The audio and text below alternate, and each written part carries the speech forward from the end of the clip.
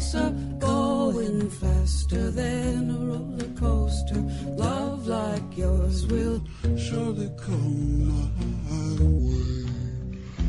Hey, hey, hey, every day it's getting faster.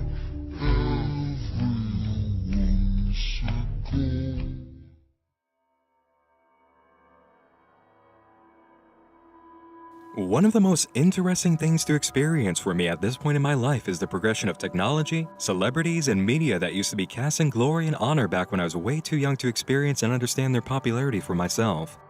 Major Hollywood films and franchises, smash hit pop singers and groups, events that mark milestones in the dawn of the new millennium.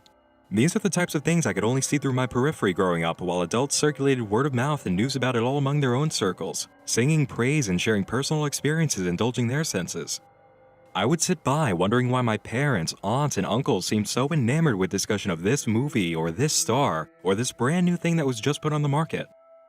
There's a whole world of media and stories that play out around you while you go through childhood you only feel the runoff from, and it makes you wonder just how much you're missing, as people say, you'll understand when you're older. M. Night Shyamalan's previous status as a legendary director is exactly this kind of topic for me. Movies like The Sixth Sense, Signs, Unbreakable, and The Village all came out at a time when I couldn't possibly hope to dig into them. I even have one distinct memory of my father looking around on the website for The Village in his office while I sat by, asking questions about this big movie everyone seemed so excited for, too scared to look directly at the screen as he explored some digital haunted forest while still feeling way too curious to leave. Come around to the time of films like The Happening and The Last Airbender, and I wasn't just old enough to see this director's new work in a theater seat if I wanted. I was old enough to hear the unedited, totally raw opinions of everyone who had something to say, and it was very much the opposite of what I grew up hearing about the same man who created phenomenons. Then After Earth was made, a film the distributors tried their very best to keep M. Night Shyamalan's name off of all the way to its release date, and I really felt confused. Wasn't this the same writer and director who had been a Hollywood god while I was growing up? What happened to that status? 4 hits, then immediately after, 4 failures, each more devastating than the previous. Writers couldn't just lose their talent like that, could they? Had I completely missed the boat on experiencing that kind of thrill everyone older than me who'd watched Signs in theaters got to feel? It seemed for a while that I had. Lightning struck, then it left, and all I got to experience was thunder. This is why going to The Visit, M. Night Shyamalan's latest film, was such an odd experience. Once a legend, now disgraced, returning to his roots in the most blatant way possible using a very modern format. This was either going to be incredible or a gut-punching disappointment. I'll tell you this much coming in. The theater was a lot emptier than the premiere for Sinister 2 had been. The writing was on the wall, but I had to be more optimistic than that. And you know what? Almost immediately, my optimism was rewarded by the setup of the film's premise. From the trailers, it's very clear before we head in that this is going to be a found footage film.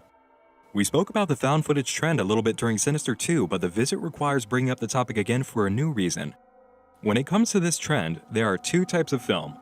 Those who have very legitimate, believable reasons for being in the found footage format, and those that just make a story excuse so they can play the gimmick and get away with it. It's been said by Thack, the guys behind Marble Hornets, that the first rule of doing found footage is to have an actual reason for characters to be running everywhere with a camera on. It can't just be happening for some flimsy reason. The Visit gives us what has to be one of the absolute best reasons it's found footage I've seen yet in a film. Our main characters, Becca and Tyler, are the children of a woman who has not spoken to her parents for just over 15 years after a major fight over her life decisions. Her kids have never met their grandma and grandpa, and getting to spend a week learning who they are is a momentous occasion that Becca sees as the perfect opportunity to begin working on her life stream of becoming a documentarian.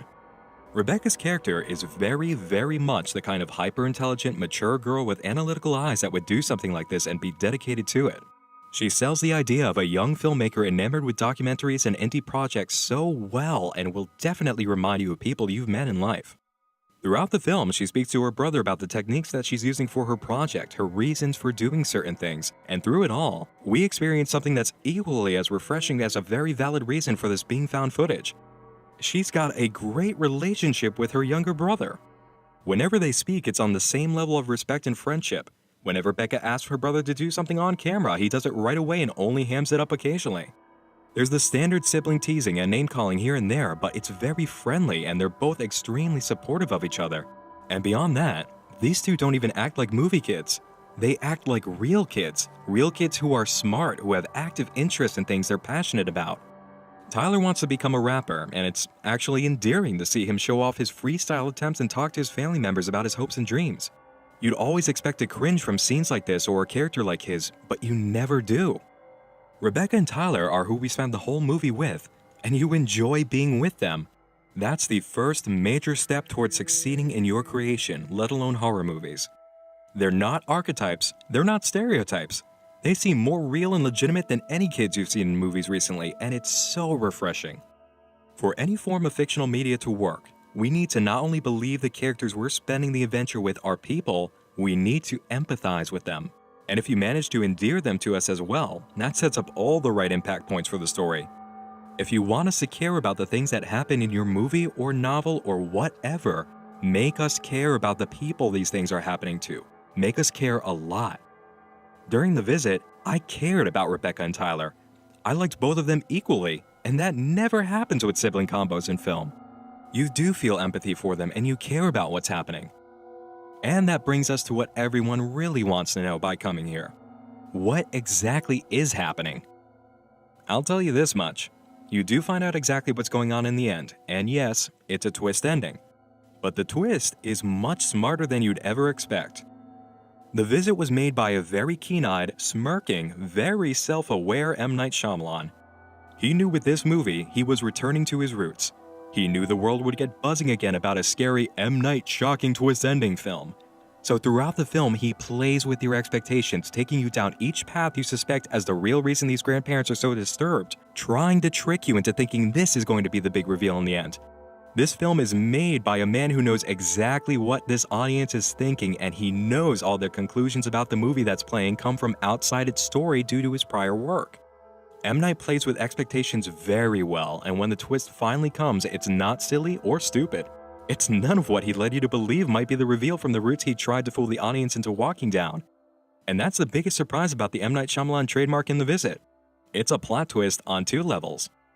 The clues are there, all of the ones you need, and the logic makes a lot of sense. Practical reasoning makes the plot work way too well, and it's believable under the circumstances. In fact, the active clues you get during the event speak directly to the kind of questions you'd be asking after discovering the truth for yourself. So with that classic M. Night question of the twist out of the way, let's deal with the other one everyone needs answered. Was it scary? Was it a good horror film? The best way I can answer is by saying it's not a horror film.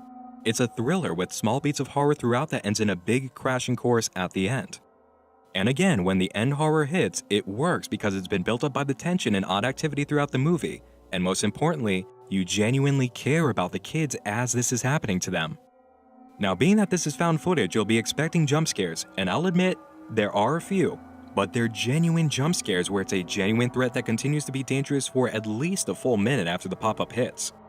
This is not the kind of film that gives you jump scares in the form of the brother jumping out behind a couch while the sister films and yells boo. That just doesn't happen with this movie, and again, it's really refreshing and a relief for the movie-going experience. Just like there are 2 types of found footage film, shot by hand for genuine character reasons versus gimmick hand camera forced by bad writing reasons, there are 2 types of jump scare. Genuinely earned jump scares after high moments of tension with an actual threat involved versus the goofy prankster stereotype jumping out with a clown mask and then laughing at the cast trope, which needs to be put down. The film will scare you at times before the finale. Again, the technique used is the building of tension followed by a sudden beat of horror. It's not very pervasive though, not a continuous thread of tension where you know at any moment something horrible might happen. I'll say that the found footage technique is used very well for the horror beats. It's the special kind of punch you can only get with a character's handheld camera, and it makes the tension work better in a lot of situations.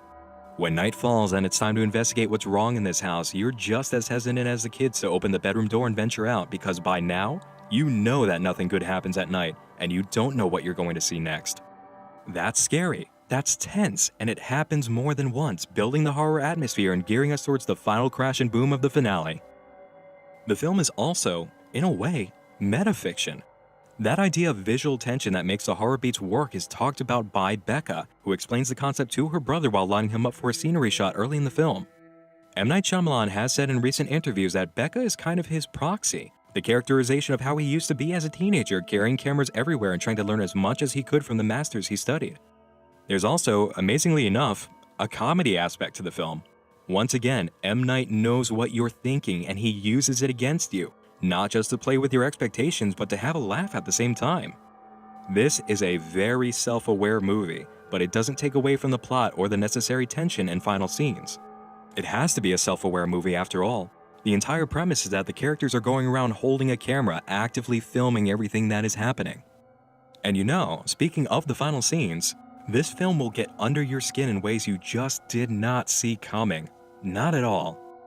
I think the true twist behind The Visit hits you once the horror of what happened to Rebecca and Tyler in their grandparents' house is completely behind the characters.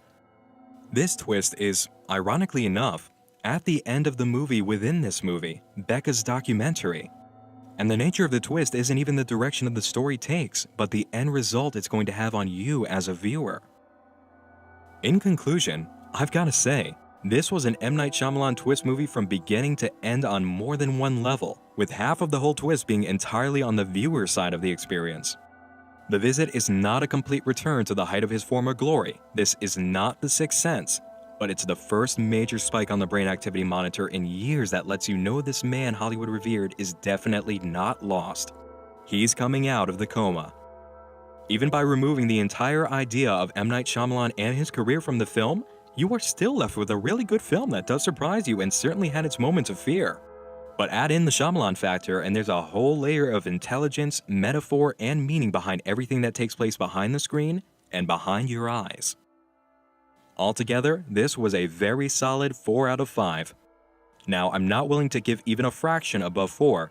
It's not a knockout hit, I wasn't terrified all the way throughout, and I wasn't stunned beyond belief. But The Visit is so much better than average and a giant sigh of relief for anyone who used to revere Shyamalan. I had a much more thoroughly enjoyable experience watching The Visit than I did with Sinister 2, and that just might be the biggest twist of all. That's all for tonight, friends.